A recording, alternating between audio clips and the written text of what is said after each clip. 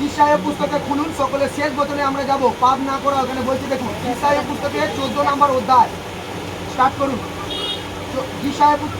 যিশায়া পুস্তক 14 নম্বর অধ্যায় 1, 2, 3 পদ কি বলছেন দেখুন।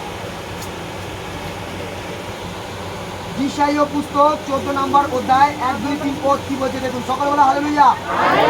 আর কতজন চান যে পরমেশ্বর পিতার আশীষকে আমি দেখবো? সকলে আশীষ নিয়ে যাবেন। সকলের বন্দি দশা ভাঙবে। যাকবের জীবনে যেমন অন্ধকার ছিল চলে গেছে, তোমার জীবনে যেতে যাও। বলেছিয়া প্রভুকে বলে, প্রভু তুমি আমার ঈশ্বর, তুমি যাকবকে আশীর্বাদ করেছো, আমাকে আশীর্বাদ করো। আমেন। জোরদার তালি করো পরমেশ্বর জন্য, জোরদার তালি করো।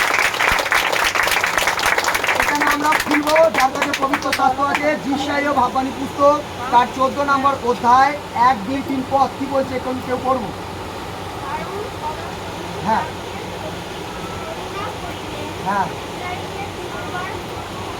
হ্যাঁ হ্যাঁ হ্যাঁ হ্যাঁ হ্যাঁ হালেলুয়া। যিশায়া পুস্তকে 14 নম্বর অধ্যায় 1 নম্বর পদ খুব দামি। খ্রিস্ট বিশ্বাসী শুনে রাখো, যারা প্রভুতে আছো ধ্যান লাগাও, যাদের কাছে বাইবেল নেই তারাও ধ্যান লাগাও। আর বাইবেল আছে ওয়ার্ডের দিকে চিন্তা করো, আর কান তোমরা ওয়ার্ডের দিকে শোনো। সকালবেলা হালেলুয়া। পিতা খুব সুন্দর বচন এখানে তোমাদের কাছে প্রকাশ করছে। বলছে কারণ সদাপ্রভু যাকবের প্রতি করুণা করিবে। যাকব পাপ করছিল, সমস্যা ছিল। দাউদ পাপ করছিল, সমস্যা ছিল। তার প্রতি যদি আজকে করুণা করতে পারে, কিসের জন্য করুণা করেছেন? তিনি প্রার্থনাতে মেতে গেছে, তিনি বাইবেল পড়াতে মেতে গেছে, তিনি কি করছিলেন? উপবাস করাতে মেতে গেছে। প্রভু চার্জে যাওয়ার জন্য বলেনি, যেতে থাকছে। তাই তার জন্য জীবনে করুণা করেছিল। করুণা কথা হচ্ছে দয়া। করুণা কথার অর্থ দয়া। তাই তার প্রতি দয়া করেছিল। কোনো মানুষ রাস্তা থেকে কাউকে এক মুঠো খাবার দেয় না এমনি, তার জন্য করুণা যখন হয় তাকে দেয়। হালেলুয়া। বলছে তোমাকে এই জন্য করুণা করবো, তুমি পাপ ছেড়ে আমার কাছে পবিত্র হয়ে চলছো।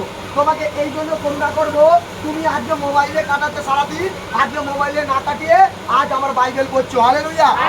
তোমাকে এই জন্য করুণা করবো, তোমার বাড়ির সংসারে 10 ঘন্টা কাজ ছিল, 3 ঘন্টা করে সুন্দরভাবে সংসার গুছিয়ে 1 ঘন্টা আমাকে টাইম দিচ্ছ। হালেলুয়া।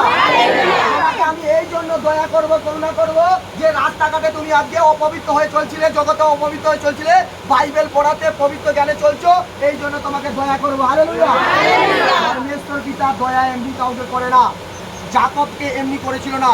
যাকবের জীবনে বহু চিহ্ন চমৎকার হয়েছে, তার আগে বহু সমস্যা ছিল, বহু সংকট ছিল, রাতের পর রাত দুঃখ ছিল, কাঁদতো। আজকে পরিবারের জন্য কাঁদতো, নিজের জীবনের জন্য রোগ ছিল, কাঁদছিল, নিজের জীবনে দেনা ছিল, কাঁদছিল। কিন্তু পরমেশ্বর পিতার কাছে যখন পবিত্র হয়ে বাইবেল পড়া শুরু করে, তার জ্ঞানে চলে, তার জীবন পাল্টাই খেয়েছে। হালেলুয়া। এখানে সদাপ্রভু আমাদেরকে শিক্ষা দিচ্ছে যে হে কলসিয়া, হে মণ্ডলীর সন্তানগণ, হে জ্যোতি সন্তানগণ, তোমরা নিরাশ হও না, আমার কথায় শোনো। যাকবের জীবনে যদি আমি দয়া করতে পারি, তোমার জীবনে আগামী দিন থেকে দয়া করবো যিশুর নামে। হালেলুয়া। সেই জন্য পরমেশ্বর বলছে কারণ সদাপ্রভু যাকবের প্রতি করুণা করিবেন। এখানে কথা হচ্ছে করিবেন। ইসরায়েলকে পুনরায় মনোনীত করিবেন এবং তাহাদের দেশে তাহাদেরকে বসাইয়া দেবেন। তাহাতে বিদেশি লোক তাহাদেরকে আসক্ত হইবে, তাহারা যাকব কুলের সহিত সংযুক্ত হইবে। হালেলুয়া। বিদেশি লোক কোথায়? যখন পরমেশ্বর বলছে আমি তাদেরকে পাপ দেখছিলাম, পাপ করা বন্ধ করে যখন আমার ভবনে পবিত্র হয়ে চলছে, প্রার্থনা করছে, অর্থাৎ আমি তাকে আর কি করবো না, পুরস্কার দিতে বাধা দেবো না, পুরস্কার দেবো। আর যত তাদের জীবনে অঙ্গীকার হবে, যত তাদের জীবনে পবিত্র হবে, যত বাইবেল পড়বে, যত পুরস্কার করবে, আরে তাকে যে আজকে বাধা দিচ্ছিল, সেই বিদেশি লোক অর্থাৎ অবিশ্বাসী লোক যে তোমাকে খ্রিস্টান বলছিল কলসিয়া, তাদের মুখ লজ্জিত হবে, আর আমার প্রভু জয় জয়কার হবে। হালেলুয়া। বিদেশি লোক কথার অর্থ হচ্ছে সেই লোক যে তোমাকে বাধা দিচ্ছে। হতে পারে তোমার স্বামী, হতে পারে তোমার সন্তান, হতে পারে তোমার পড়োশি, হতে পারে তোমার আজকে পরিবার, হতে পারে তোমার মা, হতে পারে তোমার বোন। আজকে তারা বিদেশি লোক। হালেলুয়া।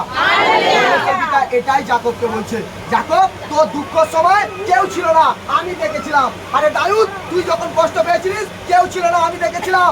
অর্থাৎ তুই যখন মন পাল্টাই করে আরে পাপে পড়েছিলিস তখন তুই দুঃখ পাচ্ছিলিস, আজ মন পাল্টাই করেছিস, আজকে পবিত্র হয়েছিস। আজকে চিন্তা না কর যে বিদেশি তোকে আজকে লজ্জিত করছিল, আরে চিন্তা না কর সেই বিদেশি আসবে, আরে আমার জয় জয়কার করবে, আরে আমার প্রভু জয় জয়কার করবে। হালেলুয়া। পিতা বলছে যে আমি তাদেরকে তাহার যাকব কুলের সহিত সংযুক্ত করব।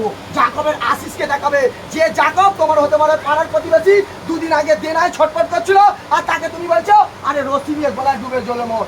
আরে তুমি তাকে বলছিলে 2 টাকা বিষ খেয়ে মর। আজকে সেই যাকব বলছে আমার প্রভুকে মন দেয়াতে, প্রার্থনা করাতে, বাইবেল পড়াতে, বিশ্বাস রাখাতে আমার জীবনে যেমন চমৎকার হয়েছে। মণ্ডলীর সন্তানগণ, তোমরা বিশ্বাস রাখো, পাপ থেকে সরে আসো, অপবিত্র না চলো, পবিত্র চলো, তোমাদের জীবনে মিরাক্কেল মানি হবে, তোমাদের জীবনে চিহ্ন চমৎকার হবে। হালেলুয়া। সেই সাক্ষ্য দেখে তোমাকে সংযুক্ত করবে। তখন তারপরেও তার পড়োশী, তার প্রতিবেশী কি বলছে? তার প্রতিবেশী বলছে আরে যাকবের জীবনে কি করে আজকে ঘনমান হলো, আরে যাকব জীবনে এত বড় রোগ থেকে, ক্যান্সার থেকে কি করে সুস্থ হলো। আজ মানুষ এটাই বলে, যখন বিশ্বাস হয়ে আসে তখন বলে আরে কোথায় রোগ গেছে, কোথায় রোগ গেছে, অবিশ্বাস হয়ে আছে। তখন বলে আরে কোথায় তোর যিশু? তার জীবনে অবিশ্বাস ছিল বলেই তার যিশু নেই, কিন্তু বিশ্বাস করে মন মেনেছে, অপবিত্র দেখেন পবিত্র হয়েছে, তার জীবনে যখন ফল তখন তাদের মুখ লজ্জিত হবে যিশু নামে। হালেলুয়া। হালেলুয়া। জোরদার তালি করুন, জোরদার তালি। দ্বিতীয় নাম্বার 14, দ্বিতীয় নাম্বার পথ করবো, কি বলছে দেখো।